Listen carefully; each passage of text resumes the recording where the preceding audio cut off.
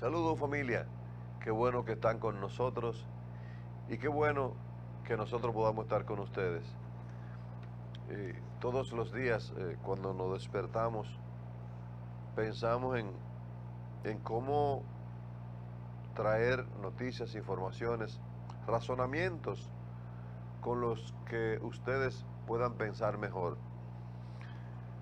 Esta labor del periodismo que tiene que enfocar 5 variables fundamentales, como es la de educar, entretener, criticar, educar, lleva implícito una responsabilidad social, sobre todo el periodismo crítico, porque se logra identificar temas, acontecimientos con una visión diferente. A veces el tener una visión diferente respecto de un tema, de un acontecimiento, de una situación, le genera a quien lo visualiza situaciones difíciles, situaciones de no ser aceptado en determinados estamentos, fundamentalmente del Estado o del sector privado. Pero esa es la responsabilidad. Si no existiera el periodismo crítico, probablemente muchas de las cosas que algunos intentan hacer se hicieran. Dicho al revés, muchas de las cosas que se intentan hacer no se hacen porque existe la vigilancia del periodismo crítico, el periodismo con una visión diferente. Recuerden que estamos transmitiendo a través del canal 16 de Telecable Dominicano, a través de Dominican Internet Group, que nos lleva a todo el mundo, Dominican Channel, pero además HDTV Dominicana, que para el este, pero además a través de Gonza TV para Montecristi y el resto de esa zona. Señores, ha habido muchas informaciones importantes. Ayer se presentó la cifra del presupuesto y ley de gastos, que vamos a hablar más adelante. Se está tratando de conformar el Consejo Nacional de la Magistratura, que elegirá a los jueces de la Suprema Corte de Justicia y de las más cortes que ya se la venció del tiempo y han cumplido y ya tienen la edad suficiente para su retiro. Son decisiones de país. Otro tema es el que tiene que ver con vender las acciones que tiene el Estado Dominicano en algunas empresas, quizás 7 u 8 empresas, que a mi juicio son estratégicas para el manejo del Estado, y otras que tienen que ver con los beneficios que el Estado necesita recibir, otras que son fáciles de vender y otras que no son, que son más difíciles de vender por sus características. Son temas que son determinantes en la economía política del país. Otro tema interesante que probablemente hablemos nuevamente es el del turismo. El turismo es un tema transversal. El turismo es determinante para el desarrollo económico del país. Pero para que el turismo se desarrolle necesitamos tener una serie de variables que la pandemia ha limitado profundamente. El COVID-19. Tenemos ahora garantías jurídicas, tenemos paz social, pero no tenemos paz sanitaria plena, no la tenemos. Tenemos una paz sanitaria relativa, no porque este gobierno tenga la culpa, no, ni el partido tenga la culpa, no, el partido de gobierno no, sino es esta pandemia que ha azotado el mundo entero, que ha puesto en vilo y ha puesto en una situación económica difícil al mundo entero. Ahora, ¿qué es lo que pasa? Cuando en una familia, para extrapolar el país, en una familia, porque el país es una familia grande, y que como los países como los nuestros, que es presidencialista, normalmente el cabeza de familia es que lleva la peor carga, porque se tiene la idea de que el presidente lo puede todo. El presidente no lo puede todo, no es verdad, porque si no hay economía, si no hay de dónde sacar dinero para comprar alimentos, para comprar medicina, para comprar un equipo de movilidad, para echarle combustible a ese equipo de movilidad, probablemente esa familia va a tener dificultades. ¿Qué pasa? ¿Qué nos ha generado la pandemia? Lo primero es el cierre de grandes cantidades de comercios, restaurantes, bares, empresas industriales, empresas de todas las vertientes, cerradas.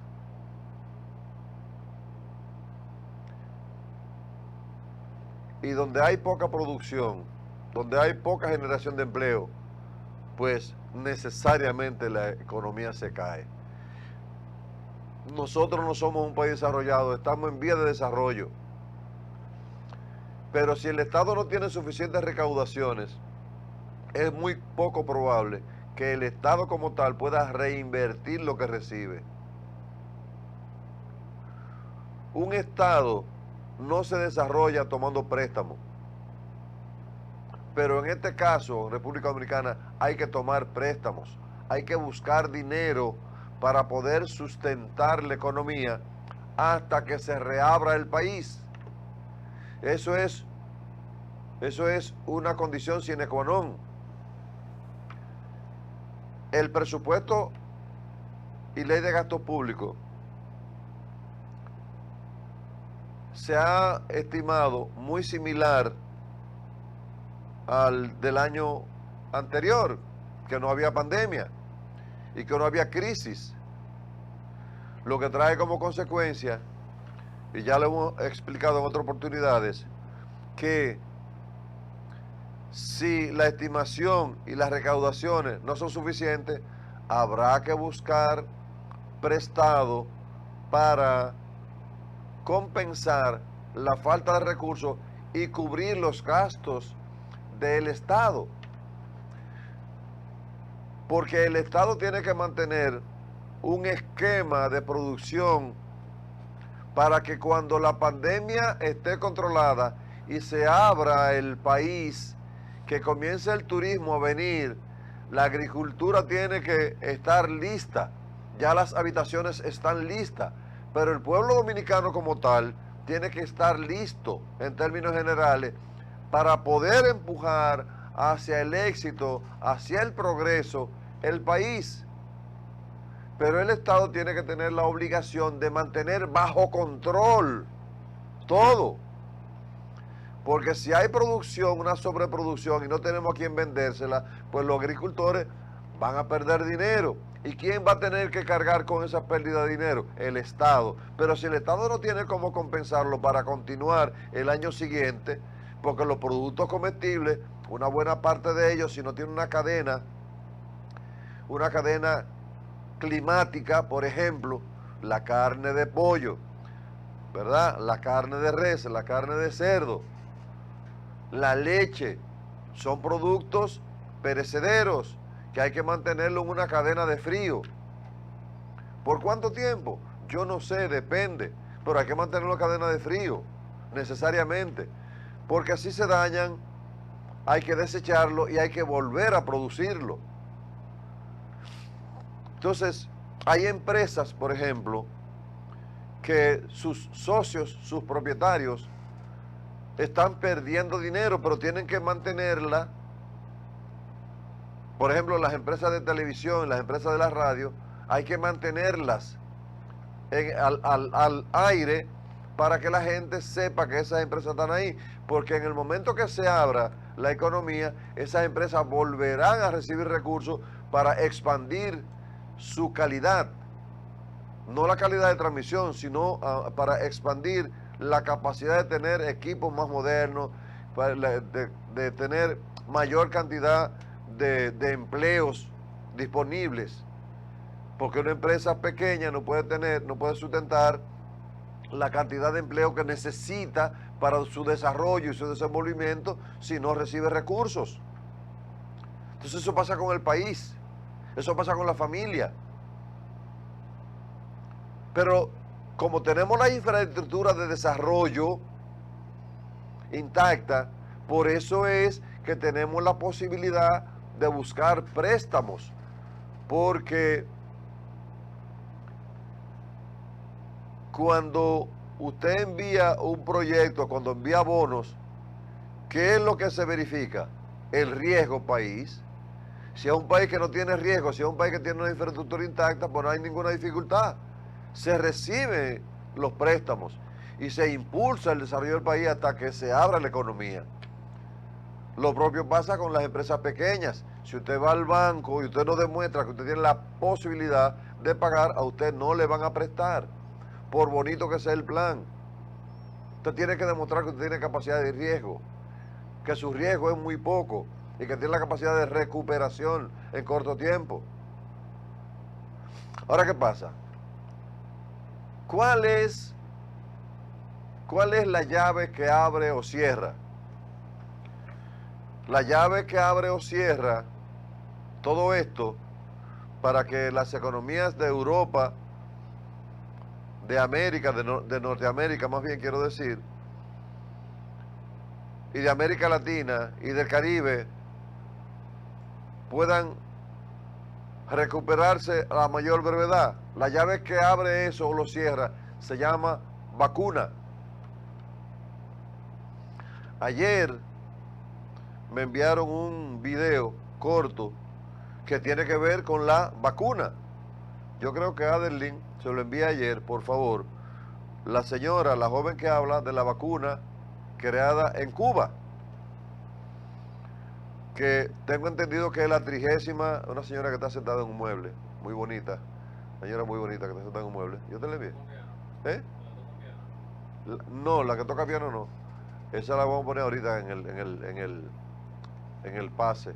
Una que tiene que ver, perdón, que tiene que ver con la vacuna de Cuba. Déjame ver entonces aquí. Espérate un momentito, que lo bueno es que la tecnología nos permite esto. Esa señora que toca piano de 80 años. Ah, aquí está. Para no perder el hilo, te lo voy a mandar por Cananga. Aquí va, por Cananga. Ahí está. Está por Cananga. Entonces, todo esto que le he dicho que tiene que ver con la economía, con el desarrollo, con los préstamos, con la estabilidad, con la retribución de las recaudaciones. Porque desde el punto de vista técnico, usted no puede estimar unos ingresos el año que viene similares al año que pasó. ¿Por qué? Porque las recaudaciones de este año, donde tenemos una economía que todavía no se ha abierto, es casi seguro que vamos a tener dificultades profundas en términos de poder satisfacer las necesidades de la gente. Y si el Estado no tiene la posibilidad de tranquilizar a la gente con sus necesidades básicas, léase energía eléctrica, agua, alimentos y los programas sociales que no se pueden sustentar después de enero, será hasta diciembre.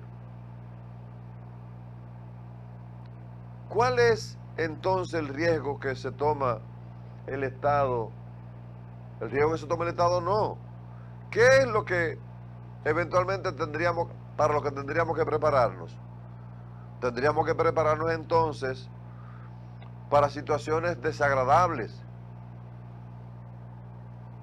Porque una gente que no tenga con qué comer, una gente que no tenga ingresos, una gente que no reciba nada y que tenga dificultad de energía eléctrica, que vamos a hablar ahorita de Punta Catalina, de que tenga dificultad de energía eléctrica, que no tenga agua, la gente es como los leones. Cuando los leones están satisfechos, que no tienen hambre ni tienen sed, están tranquilos. Los leones pelean por alimentos, eso pasa con los seres humanos. Pelean por comida, protestan por comida. Y yo estoy seguro que el presidente Luis Abinader y el equipo que lo acompaña, su deseo es, y su interés es mantener la paz. Yo estoy seguro de eso. ¿Por qué? Porque manteniendo la paz, manteniendo la educación, con ese plan formidable de educación que se presentó, pues sencillamente, como no hemos podido arrancar con el turismo, pero por lo menos arrancamos con el plan de educación, ya, en un mes y pico. Y eso es bueno, porque vamos avanzando, y vamos avanzando con buen pie, vamos avanzando con la educación. Y eso es bueno. Porque la gente cuando está educado tiene la capacidad de entender más, de comprender más lectura comprensiva, mejor escucha, mejor interpretación de lo que ves. Es la creación de pensamiento, es desarrollar la parte kinestésica del ser humano, desarrollar el oído, la vista, lo audiovisual, y tener una conclusión respecto de determinadas situaciones que se pueden presentar en el país, una interpretación. Entonces, la vacuna es, me avisa cuando esté listo, la vacuna es la llave que abre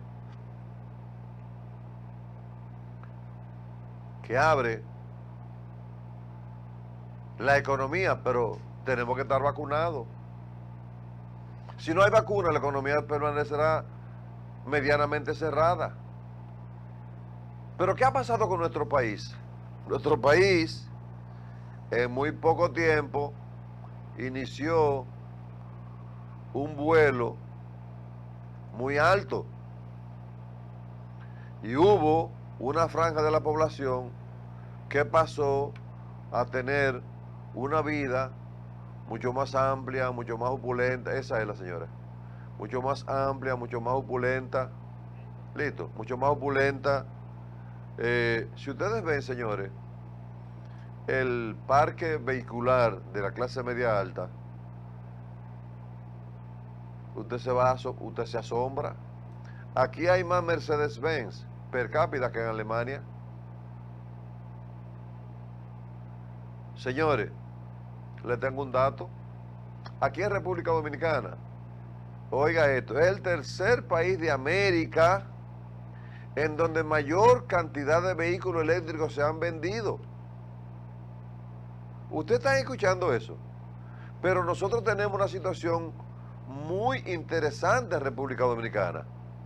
Es el tercer país que más vehículos eléctricos se han vendido. Sin embargo, tenemos en la Churchill una fila de carros mirando hacia el sur. En la Lincoln lo propio. En la López de Vega igual. En la Tiradentes, en la Máximo Gómez, toda una fila de vehículos mirando hacia el sur. Y en la Núñez de Cáceres igual. Pero tenemos todavía en República Dominicana funcionando los denominados carros del concho. Y tenemos autobuses de la Oficina Nacional Metropolitana de Transporte Terrestre. Pero además tenemos el metro, tenemos teleférico. Si yo le hablo de todo esto a ustedes, pareciera como que usted dice, pero bueno, ¿y por qué mezcla todo? Sí, porque tenemos que definir una política de transporte. Una política de transporte que nos diga a nosotros, no, se acaban los carros de concho y vamos a colocar autobuses para el transporte masivo. Vamos a seguir haciendo otra línea de metro, pero no tenemos recursos ahora para invertir. Ah, pero hay un mecanismo que se llama APP, Acuerdo o Asociación Público-Privada. Pero necesitamos tener la llave que abra esa posibilidad. ¿Cuál es? La vacuna. Se puede ir trabajando con el redoblamiento del transporte. Sí, la planificación se puede ir haciendo. Y yo ahí entonces acudiría a una persona que yo vengo viéndolo hace muchos años, hablando del transporte. Se llama Hugo Veras, que tiene un programa en la radio, se llama Vehículos en la Radio, hace muchísimos años, pero no porque tenga un programa, sino porque él se ha dedicado a estudiar ese tema por cerca de 20 años. Entonces tiene planes y proyectos que pueden perfectamente contribuir al reordenamiento del transporte. Eso se puede ir trabajando. Yo creo que eso se ha hecho, o se ha trabajado, o se tienen los planes. Pero hasta eso se ha controlado. Porque no se puede abrir fiestas para baile cuando tenemos el problema del contagio. Que si se nos contagia mucha gente, se nos muere mucha gente. Y si se nos muere mucha gente, no tenemos país. Si tenemos mucha gente enferma, tenemos que invertir mucho dinero en la recuperación de la salud de la gente. Pero para eso necesitamos, ¿qué? La vacuna. Vamos a ver entonces un planteamiento de una joven, estimo que es cubana, y después vamos a la pausa, nos vamos con ella a la pausa y retornamos. Adelante, señor.